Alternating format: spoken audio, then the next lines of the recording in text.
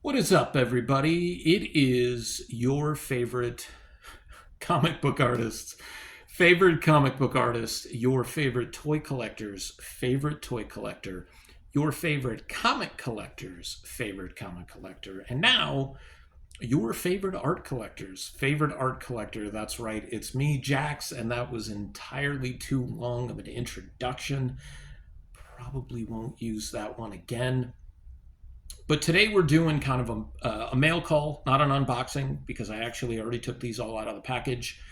Was sitting waiting after I had signed for the FedEx. I was finishing up my day at work and ended up getting a little anxious about, like, well, I don't want to sit here for like another 2 hours and not be able to look at what the grades are. And so I was just like, just open up the box. Like, the grades are new to you. Either way that I do it, if it's the first time I'm seeing it, or if it's the first time you're seeing it, it's the first time you're seeing it, right? So it doesn't, that essence doesn't really matter. So I've got 6 books here from Phoenix Fan Fusion. 2 of them are witness signatures and graded, and the other 4 are art labels. Now, one of the reason I like to go with art labels for like deluxe remarks and for sketch covers is was told to me by my buddy Richard, and he suggested it a few years back. Like, you see right here where my finger is. That was one of the first big remark books that I got from Ariel Diaz in 2023, I believe, at Phoenix Fan Fusion. And I picked up one of her variant covers, had her do like a nice remark on it, had a witness come over from Clan McDonald, because at that time I didn't know about hitting up CBCS to be a self-witness. So this is the second event I've been a self-witness for. Tucson Comic-Con will be the third event I'm going to be a self-witness for.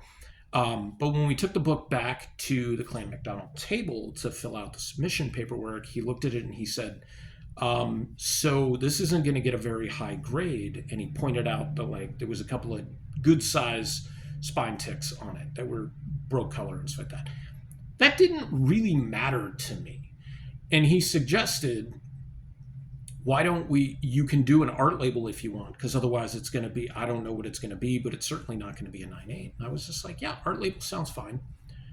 And that's also when I found out more about the art labels. And so when I showcased that book, I remember my friend Richard was just like, yeah, on like my deluxe remarks like that and my sketch covers, I always get them art labeled because I don't want the grade to interfere with my appreciation of the art itself. And I thought about that for a few minutes, and the circumstances behind getting this art label and that thought process really resonated with me, because it's the same thing as an artist. If somebody brings a witness over and they pick up their commission, or they buy sketch covers from me and they send them off, I would rather them look at that artwork and remember that artwork as being something they got from me and appreciating the artwork more than seeing it as a number, right? So if it's not a 9.8 or a 9.6, they might be really disappointed that the book came back a lower grade. And I mean, while that's fine, that's also a choice of what you do for yourself. I've had conversations with other people who said, if I'm paying for it anyways, I want a number associated with it. Cool. If that's what you want, that's great. I am one of those people that it's kind of all or nothing for me. So, like, if I were to submit a sketch cover of a book or a remark on a book that I really, really loved, and it came back like a really terrible grade, like, let's just say it's a sketch cover that I didn't realize had a page torn out of it, or something along those lines. Like, I can live with it just being the art label, right? Because that's the important part. The art is the important part. The interaction I have with the creator is the important part. But if that's suddenly like a 1.0 book or a 0.5 book or a 7.5 or whatever, like some of the sketch covers I've been working on recently, I'm using watercolors on. And so that the sketch covers that are used aren't necessarily meant to take watercolors. So they're going to warp and they're going to bend. And if I sell that to somebody and they come back and they get like a, like an 8 on it, that might be disappointing for them. So I try not to do that to myself because, again, the whole anxiety and looking back and being upset about the decision that you made is kind of, okay, let's avoid that. Let's appreciate this for what it is. And the reason you got this is the artwork, right? Just a little food for thought. I have nothing against somebody who gets a sketch cover graded or a deluxe remark graded. That's just my preference of what I'd like to do so that I understand and appreciate the artwork a little bit more. So the first 2 books I'm going to show you are the graded books, just the signed books. I was thinking about getting remarks from these individuals. One was like later on a Sunday, so it really wasn't time. The other was David Finch, and as much as I wanted one from him, I couldn't justify affording it. Because I think I was down to like my last 100 anyways, and I would have had to use my card, and that goes against everything that I was trying to do at the convention, and that's another story as well. So this first one is G.I. Joe #1 from Imogen Skybound from November 2024. It is the David Finch variant. It is also the first appearance of the character Risk. Witness signatures of Danny Meeke and David Finch. Nice 9.8 book. The signatures and placements on there are super nice. I like them a whole lot. was thinking if I was going to get a remark, I would get like Cobra Commander like right here, like hooded Cobra Commander right here. I think that would have been really, really nice. Again, just not something I could swing right now. I'm sure I could get another one of these covers pretty easily if he's at another convention and have him throw down something like that. Or a G.I. Joe blank. Like some of his remarks, he does fairly decent size. This is another writer and artist, Joelle Jones, signed this. Her remarks were really, really well priced. I believe they were like 75 or 80 bucks. I've seen a couple of remarks that people have posted on the Facebook comic book sketch and autograph pricing. And for the cost, really nice looking remarks as well. So this is Future State Wonder Woman #1 from March 2021. It is the first full appearance of Wonder Woman Yara Flor and first appearance of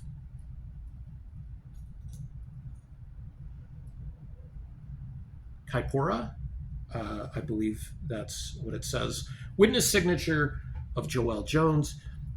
I had a couple of other Wonder Woman books with me. I had Wonder Girl 1 and 3. Number 3 had a great spot on it for a remark. This cover has so many nice spots for potential remarks. Like you've got this, you've got up here, you've got over here. This probably would have been the most ideal for the remark. Again, really nice placement with the SIG. And she's also got a really nice signature as well. I like that. So that's it for the graded books. We're going to go the art books. I'm going to save the biggest one for last just because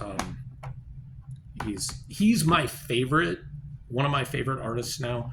And it just, each interaction like on Facebook or seeing interviews that he does just makes me like him even more. So we'll save him for last.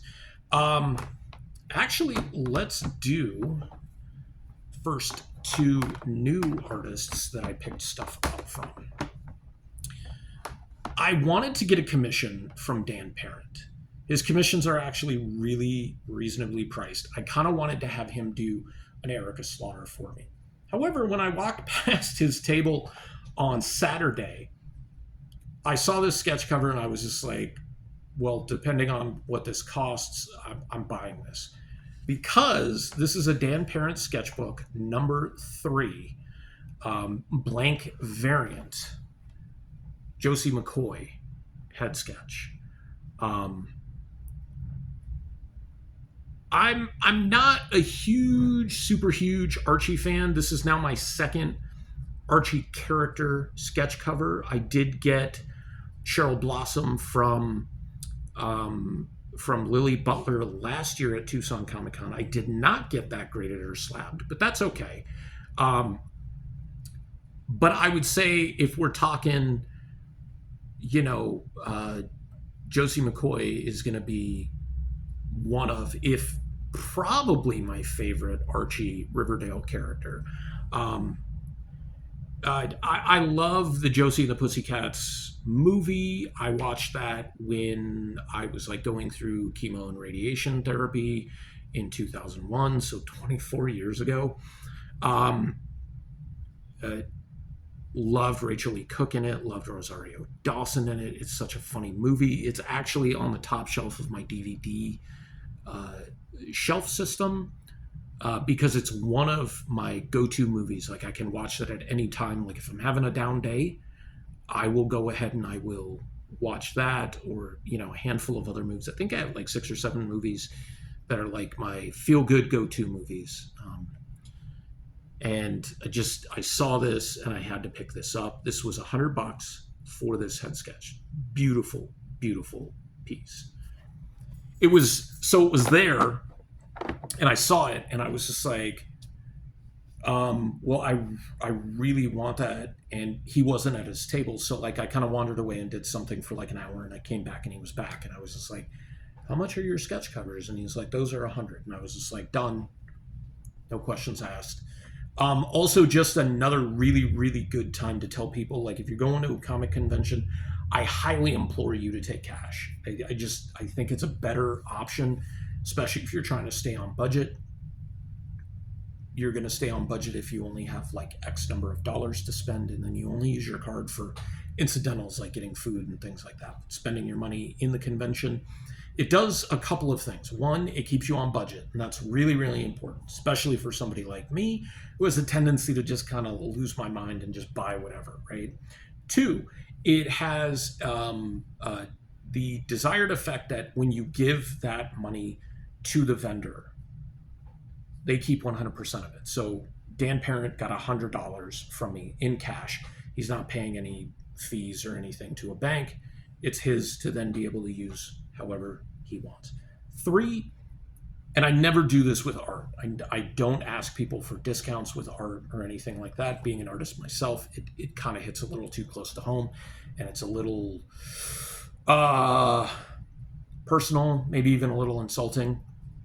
But when I went to get my 2 Chucky books, the only 2 books that I bought at the show, and when I went and got all my DVDs from T.C. Smith, you pay with cash, people are going to be willing to give you a discount, or at least not charge you that extra fee on top of it for using a card. So it's just all these incentives. Like somebody's like, oh, this is $100 worth of books. Are you paying with cash or card?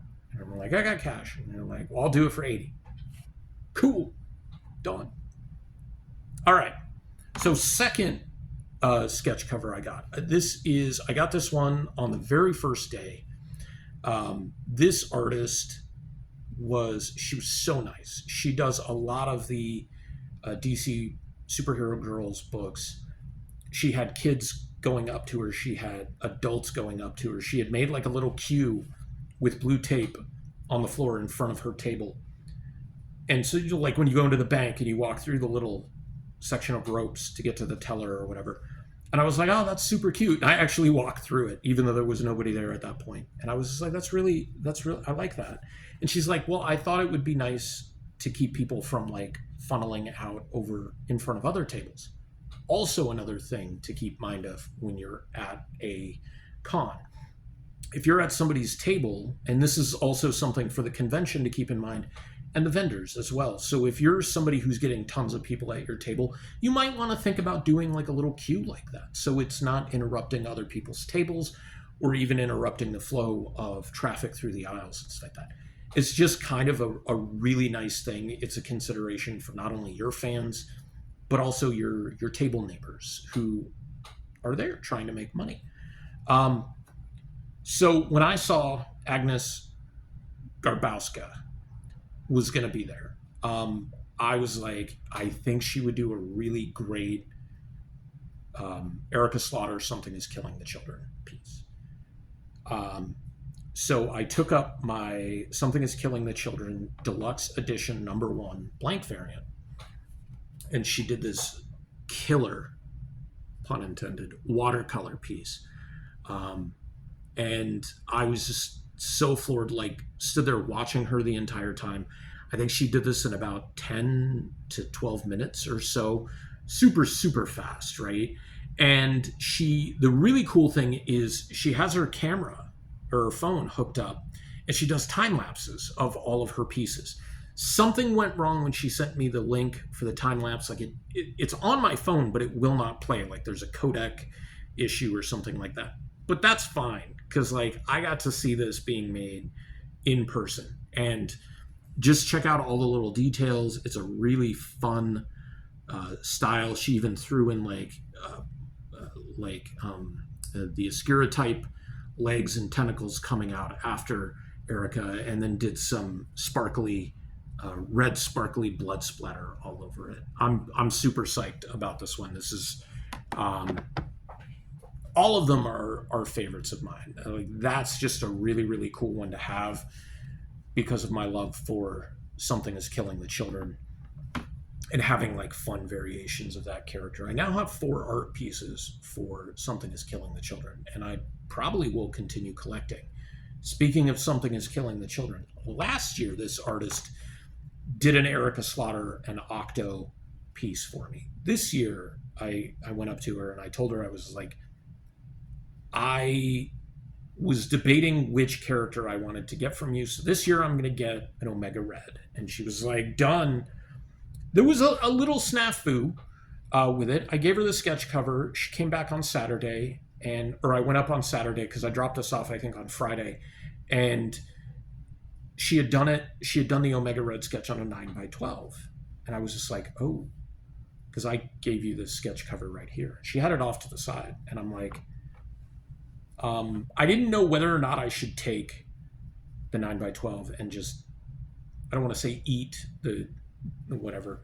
And she's like, oh my God, I'm really sorry. Like I always put stickies on them saying who they're for and what the thing is and everything. And she's like, I will bang this out for you tonight. First thing in the morning on Sunday, she's standing in front of my booth with this cover and she did an amazing job on it.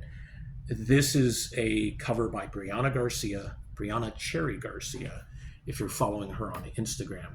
This is from X-Men #1 from September 2024.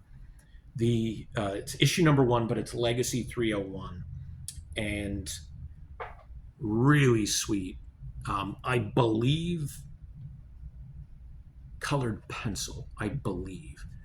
But just check out that Omega Red. And when I was getting it, she's writing it down and her spouse is like, do you want the 90s with the top? And I was just like, you got to do the 90s with the big top knot and the fringe bangs and everything. Yeah, she knocked this out of the park and working with me. And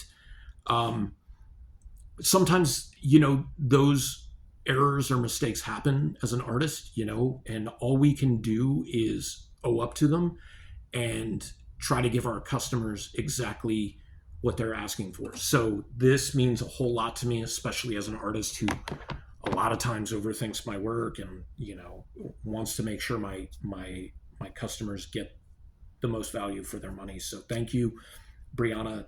It's beautiful. I got to get myself a nice graded X-Men #4 and maybe an X-Men #5 graded, because that's a great cover of Omega Red, and then set up my 90s Toy Biz X-Men Omega Red Marvel Legends figure and have it just ready to go. I think that'd be a great display, but I don't have a ton of Omega Red stuff other than this and the figure and hopefully a couple more books one of these days. So this, showing off the last piece this is actually, I think this is the first piece that I got back. First person I went up to at this show. Again, one of my favorite artists.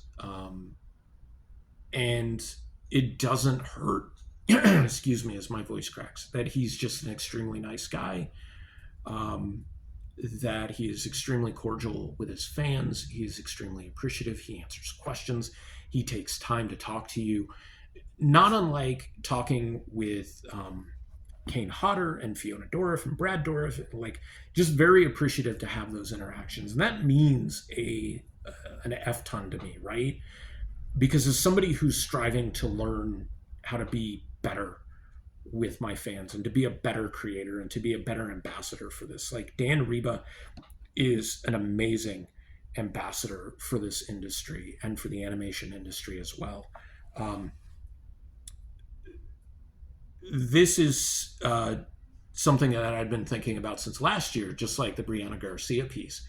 And so I had messaged him on Facebook. I had talked to, I think it's Jim with Heroic Fine Arts, Fine Art Gallery, and was asking about getting Nightwing in his first appearance, his George Perez disco collar, in action with Bitewing, right? And so got that coordinated, went over, was talking to him, and he straight up told me, Dan Reba straight up told me, he's like, I hate that costume so much. And then he's just like, I'm just kidding. I love that costume. It's George Perez costume. And he's looking at the references and stuff. And he's like, I love this costume. But coming from an animator's standpoint, like, drawing this for animation purposes would be horrible because of all the little armor pieces, all the like chainmail armor pieces. But he crushed this, and it's on a Batman The Adventures Continue #1 from August of 2020. So this book is 5 years old, and this is going to go up on my Nightwing collection right here that I'll have to expand now. But here is Dick Grayson in his classic Nightwing costume and Haley as Bitewing. I love this so much. He was really excited about drawing Haley as well. And this is, I've been watching a woman named Emma, young woman named Emma on YouTube, who says she's recently got into comic book collecting, like within the past year or so, like hardcore got into it. And she does like New Comic Book Day, and she does all these things. Nightwing happens to be one of her favorites. Mine too. Like, Nightwing is the man, like better than Batman. And I take Nightwing every day of the week and twice on Sunday over Batman. And, 3 times on leap year, whatever. But I'm a dog person, as you guys know. If you don't know, I don't know how you don't know. So this, having a piece with Nightwing and Haley together, teaming up and going out for adventures, is just such a fun, amazing piece. This is actually, technically, this is the second Dan Reba piece I have, but it's the third one for me to have in hand now, because my Santo and Blue Demon piece showed up before this came back from CBCS. I'm so happy to have this. Like, this is an awesome piece. All the pieces that I got are great. So, homework assignment for you in the comments: what is your favorite book? I know some of you answered when I showed everything that I picked up in like June. I did a review of the event, but of these now, like, what is your favorite piece from this mail call return? I as much as I love the Erica Slaughter, I definitely have to go with the Dan Reba Nightwing and Haley piece. It's tremendous. Thank you guys so much for tuning in. Tucson Comic-Con is this next week, the 29th, 30th, and 31st of August. I've got my stickers on the way. By the time you see this, they should be in hand with my little display. I am at table Artist Alley table 111. Super easy to remember. I'm on an end cap. I'll be there. Kaylee will be there. Come say hi to her as well. She's Ned. She's my guy in the chair. Might bring Agnew on Friday and Saturday, but probably not Sunday because of loadout and everything. But we've got the new Welcome to Pleasant Falls that is going to be on hand. We got the reprint back in stock. Just a ton of new stickers, a bunch of prints as well. Lots of new artwork that I'm working on as well. Probably won't be showing off the new pages for Chapter 2 of Pleasant Falls, but we're getting up there. I'm past page 40. I'm just looking at the layouts for page 41 right now. So again, I hope you guys take care of yourselves. Thank you so much for your support, especially on that last tough video that I did from last week. I really appreciate the kind words and the fact that my thoughts and my feelings resonated with some of you means a lot as well. We're not in this by ourselves, right? This is a universe, and it's good and it's bad at the same time. But that happiness isn't happiness unless you have those hard times as well. That's not really my Hard Times Dusty Roads promo. I could do one better than that, but that's going to be saved for another time. So take care of yourselves. Take care of those that you love around you. Give all of your bubbas, my bubbas are my dogs, give your bubbas a big squeeze and a lot of love for me. And until next time, take care.